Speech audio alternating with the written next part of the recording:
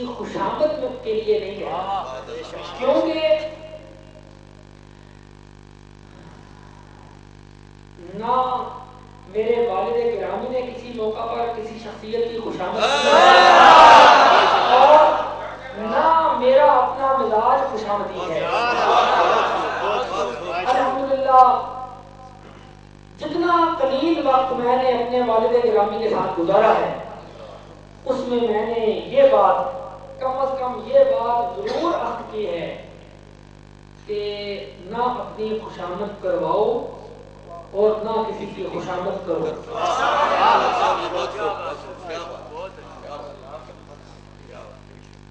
اس حوالے سے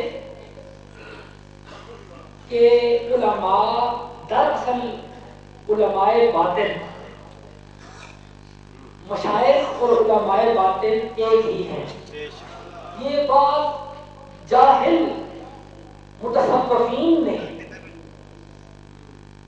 یہ چیز عوام میں پھیلا رکھی ہے کہ جناب علماء اور ہیں، علماء سے مراد کہتے ہیں کہ علماء ظاہر، اور مشائخ کو وہ علماء باطن میں شمار کرتے ہیں، یہ اور ہے۔ یہ بات قطعاً صحیح نہیں ہے، غلط ہے۔ اب دوستی کے حوالے سے بھی اگر آپ دیکھیں تو اللہ کے ساتھ جو تعلق حضرت شیخ عبد القادر جیلانی رضی اللہ تعالی عنہ کا تھا، اور ایسا انفرادی تعلق تھا کہ پورے اولیاء امت میں اللہ نے ان کو انفرادی شان عطا فرمائی ہے، اسی تعلق کے حوالے سے جو ان کا اس ذات سے تھا کہ عبد القادر نے کبھی بھی کوئی بات اپنے حوالے سے نہیں کی، ہمیشہ اللہ کی ذات کے حوالے سے کی ہے، کبھی بھی اپنے متوسلین کے درمیان یہ نہیں کہا کہ تمہارے اور اللہ کے درمیان میں حائل ہوں، یا اس بات کا میں قائل ہوں کہ جو کچھ اللہ تمہیں دے گا وہ میرے ذریعے دے گا، لیکن انہوں نے یہ نہیں کہا، لیکن اللہ نے اس بات کا لحاظ رکھا، اللہ نے اپنے ذمہ کرم میں یہ بات رکھی کہ عبد القادر بے شک تو نے کہا تو یہ نہیں ہے، لیکن میں اگر تیرے وسیلے سے دوں تو تجھے اعتراض بھی نہیں ہونا چاہیے۔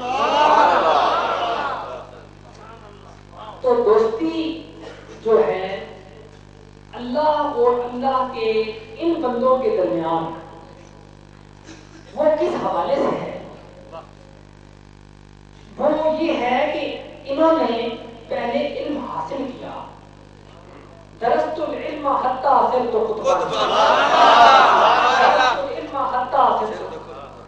کہ حضور و پاک رضی اللہ تعالیٰ عنہ نے فرمایا کہ میں علم پڑھتے پڑھتے قطب ہو گیا۔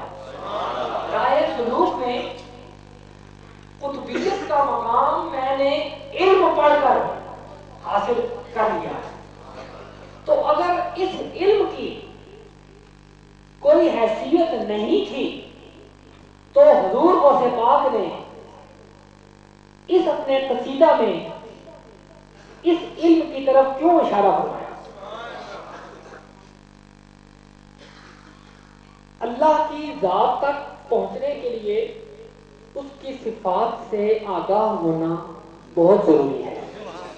ذات صفات کے آئینے میں ہی دیکھی جاتی ہے، لیکن صفات تک رسائی بغیر اس علم ظاہری کے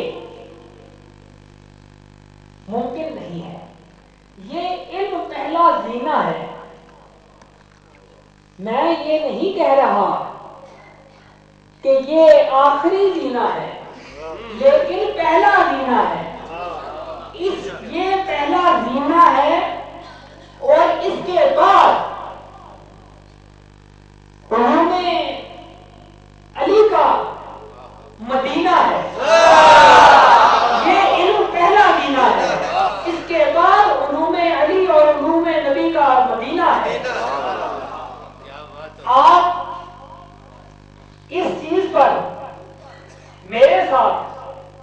اتفاق کرتے ہیں یا نہیں کرتے کہ یہ علم ظاہری علم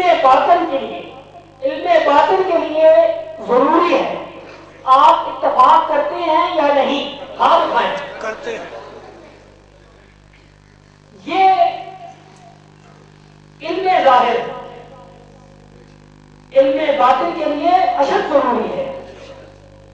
کوئی شخص بغیر ان علوم کے، جن علوم پر میرے جد امجد حضرت سید پیر مہر علی شاہ رحمت اللہ علیہ کو عبور تھا، یا جن پر میرے والد گرامی حضرت نصیر الدین نصیر چشتی نظامی انہیں عبور تھا، ان علوم سے ہٹ کر کوئی ایسا علم اور ایسا نہیں ہے جو باطن کے علوم تک لے جائے۔ پہلے یہی علوم ہیں جن تک انسان کو پہنچنا ہوتا ہے، ان تک رسائی کرنی پڑتی ہے، اور یہ اتنی آسانی سے حاصل نہیں ہوتے۔ ان کے لیے صاحبزادگی کی فضا کا تدارک بہت ضروری ہوتا ہے۔ میرے والد گرامی کی تربیت باؤ جی علیہ رحمت نے اسی طریقے سے کی کہ صاحبزادگی کی فضا سے باہر نکال کر مولوی فتح محمد صاحب علیہ رحمت کے گھر پر بھیج کر وہاں رکھ کر یہ علوم میرے والد گرامی تک پہنچائے۔ باؤ جی علیہ رحمت بڑے دوربین تھے، انہیں اندازہ تھا کہ نصیر الدین کا وقت جس وقت آئے گا تو اس وقت پیر مہر علی شاہ کو متعارف کرانے کے لیے درگاہ سے باہر نکلنا پڑے گا، میدان عمل میں آنا پڑے گا۔ درگاہ پیر مہر علی شاہ کا تعارف درگاہ میں بیٹھ کر کروانا اور ہے، اور نکل کر میدان میں کروانا اور ہے۔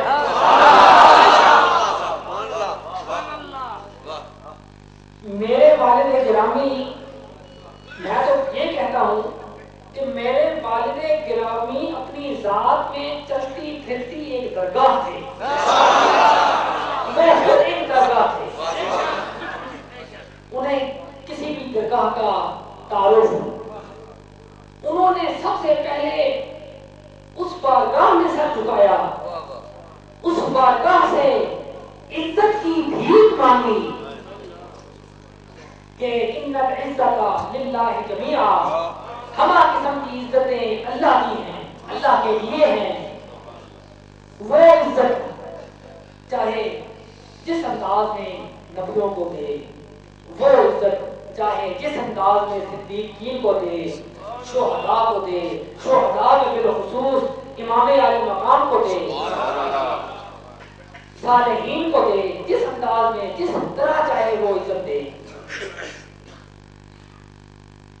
کئی صالحین امت میں سے کئی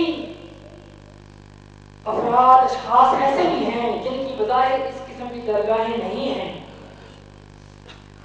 وہ اس مصرے کا مصداق ہیں کہ تیرے نام پر مٹا ہوں مجھے کیا غرض نشاں سے۔ ایسے بھی ہوتے ہیں جن کی درگاہیں یہ بارگاہیں نہیں ہوتی، لیکن اللہ کے ساتھ تعلق تو ان کا بھی ہوتا ہے۔